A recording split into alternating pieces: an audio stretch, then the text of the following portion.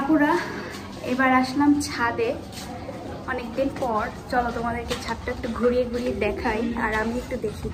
আসসালামু আলাইকুম আপুরা, গুড ইভিনিং, শুভ্র বিকালের মিষ্টি শুভেচ্ছা জানিয়ে নতুন আরও একটা ব্লগ শুরু করছি। আশা করি আমার আজকের ব্লগটাও তোমাদের কাছে খুব খুব খুব ভালো লাগবে। যে জিনিসটা আমাকে এই বাসায় বারবার টেনে আনে আর এই বাসায় আসার মূল আকর্ষণই থাকে যারা, তাদের সাথে তো তোমাদের পরিচয় করাবোই, বাট তার আগে আমাদের ছাদটা তোমাদেরকে একটু ঘুরিয়ে দেখাচ্ছি।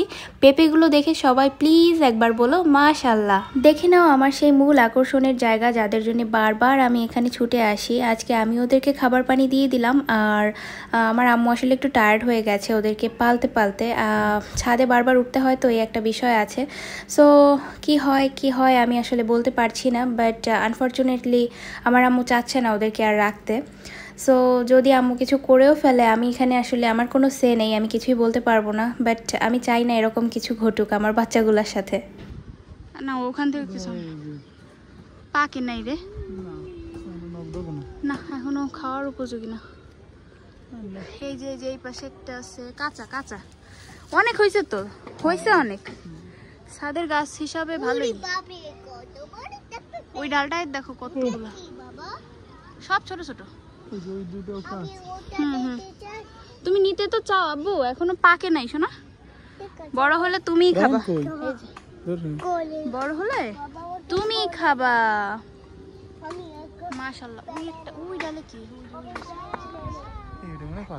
দেখো তো ওই ডালটা। আল্লাহ ইসমামের রিজিকি দাও না। ফুলো ফুলো ফুলো একবারে ফুলো। একটাও পাখি নেই তার মানে, চলো পাখি নেই কাঁচা।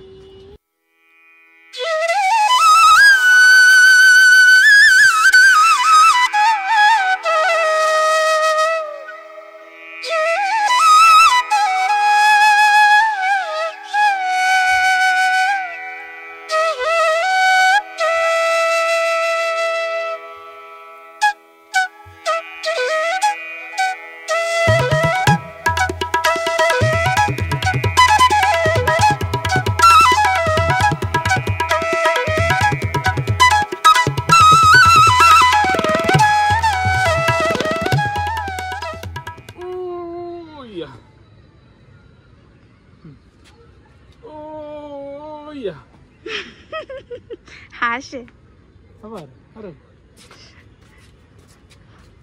বাবার মেরুদণ্ড ভেঙে যাবে, তুমি বড় বাবু হয়ে গেছো। এদিকে তাকাও রায়ান।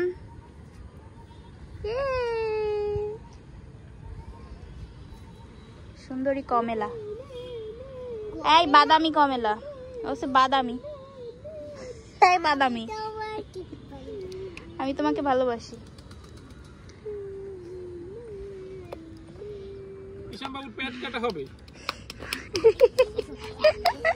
দেখো কোনো ভয় নাই, হাসে।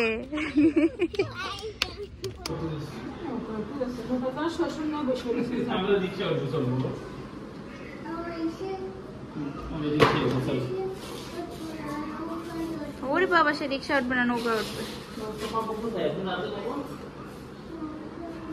ইশাম বাই বাই, বাই বাই বলো বাবা।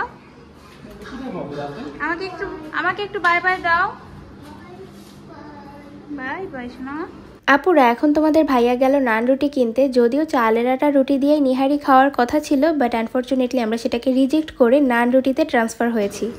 আচ্ছা দাও, এক বস্তা রুটি,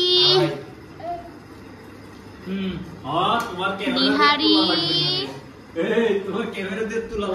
বোরহানি। এখন খাওয়ার পালা, সবাই স্টার্ট করো। ছোট মানুষদের জন্য তো ঝাল হবেই, আমরা তো আমাদের। নাও রুটি কার কার লাগবে, বস্তার বস্তা রুটি।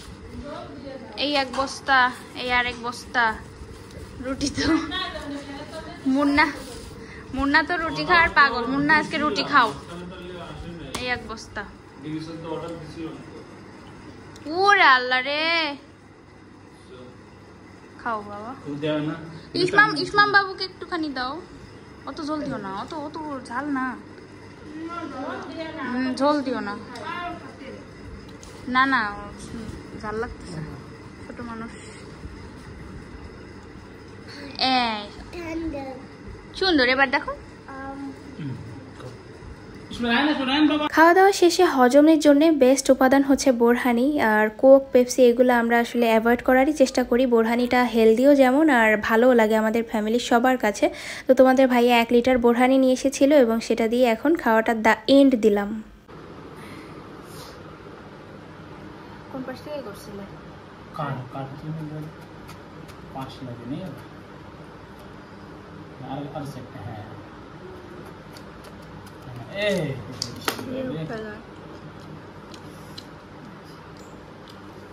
আর এদিকে তোমাদের ভাইয়ার মিনিমাম একটা ছুটি হয়েছে, যে কারণে সে যাবে বাড়িতে। আর বাড়িতে যাওয়াটাও তো উচিত, তাই না বলো? আর আমাদেরকে কিন্তু নিচ্ছে না, কারণ ওয়েদারটা তোমরাই দেখতে পাচ্ছ কি বাজে একটা ওয়েদার, বর্ষা, কাদা, প্যাচপ্যাচে অবস্থা। এর ভিতরে বাচ্চা দুইটাকে নিয়ে আসলে যাওয়া পসিবল না। আর ওরা কয়েকটা দিন আগেই জ্বর থেকে উঠলো, ও যে ঘুরে আসছে। আর যাওয়ার আগে আমার আম্মু দেখো কিছুটা কাজ সারিয়ে নিচ্ছে, মানে নারকেল ছোলাচ্ছে। নারকেল আসলে ওভাবে এক্সপার্ট না আমাদের বাসায় কেউ ছুলতে, বাট তোমাদের ভাইয়া খুবই এক্সপার্ট। ও তোমাদেরকে একটা কথা বলতে ভুলে গিয়েছি, আমি কিন্তু 2 দিনের ব্লগ একসাথে আপলোড দিচ্ছি, বিকজ ফানি ভিডিওটা আপলোড দেওয়ার কারণে আমার একটা ব্লগ ডিলে হয়ে গিয়েছিল। সো এই যে পর্বটা দেখছো এটা কিন্তু পরদিন দুপুরের। সো এই দিন না আব্বু ইলিশ মাছ নিয়ে এসেছিল। ইলিশ মাছ কোথা থেকে আনলো আই ডোন্ট নো, বিকজ ইলিশ মাছ এখন মনে হয় মারা নিষেধ, বাট আই থিঙ্ক জামাইয়ের জন্য সব কিছুই পসিবল, তাই না বলো? ড্রাগন নিয়ে আসলাম, আমার ঠান্ডা লাগছে জন্যে, মানে কণ্ঠটা কেমন ভারী ভারী শুনতেছো না তোমরা? আমার ঠান্ডা লাগছে। ব্লগ মানে তেমন একটা এনার্জেটিক ভাবে করতে পারতেছি না এখন। কি হবে, কতদিনে সারবে আল্লাহ জানে। এখন একটা ড্রাগন নিয়ে বসছি, ড্রাগন খাবো। বিসমিল্লাহ।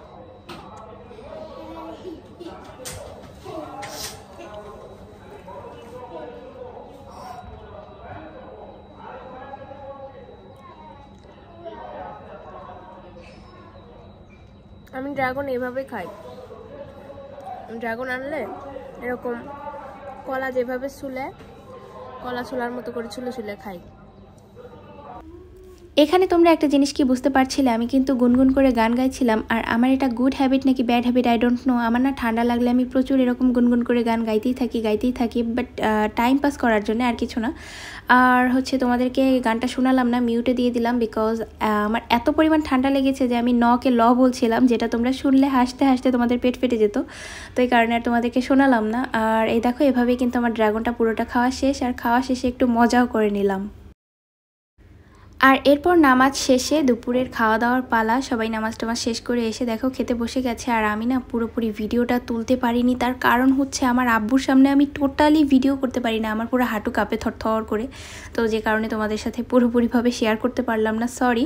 আর এদিকে বিকালের দিকে দেখো আমার আম্মু না অনেকগুলো শাড়ি কিনে এনেছে, যেহেতু তোমাদের ভাইয়া দেশে যাবে।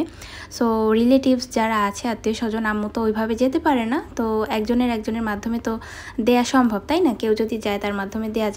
তো তোমাদের ভাইয়া যেহেতু যাচ্ছে, তার মাধ্যমে আম্মু এই শাড়িগুলো গিফট করবে আমাদের রিলেটিভসদেরকে। বাট আমাকে চয়েস করে দিতে বলছিল কোনটা সে রাখবে, মানে আমার আম্মুর জন্য একটা রাখবে। তো আমার কাছে এই কালোটা আর এই পার্পল কালার, এই দুইটা বেশি ভালো লাগছিল। আম্মুকে বলছিলাম আম্মু এই দুইটার ভিতরে একটা রাখতে পারো। তো তোমাদেরকেও কোয়েশ্চেন করছি, প্লিজ একটু জানাও তো এই দুইটা কি ভালো লাগছে না বেশি, বলো। দেখতে দেখতে তোমাদের ভাইয়ার যাওয়ার সময়টাও কিন্তু ঘনিয়ে এসেছে। আম্মু আসার পর ও আবার সন্ধ্যায় গিয়েছিল আমাদের বাসায়, মানে আমার বাসায়। সেখান থেকে কিছু কাপড় চোপড় নিয়ে আসলো ওর নিজের পরার মতো। আর আসার সময় হচ্ছে 2টো বার্গার নিয়ে আসলো আমাদের সবার জন্যই। তো সেগুলো নিয়ে আমরা মজা করছিলাম। দেখছো পুরো একটা বার্গার ধরে নিয়ে গেছে, আমাকে একটু ভাগ দাও। বাবা ভাগ হবে, ভাগ।